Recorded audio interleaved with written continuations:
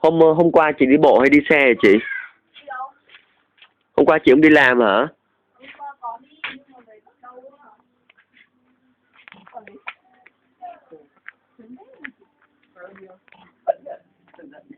Đấy chủ nhật.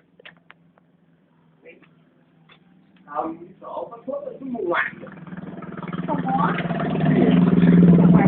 Không có.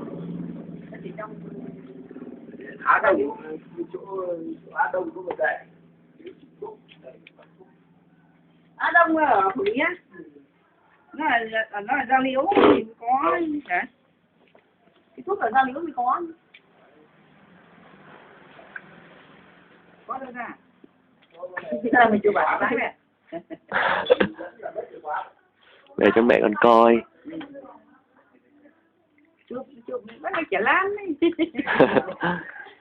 Thấy chưa?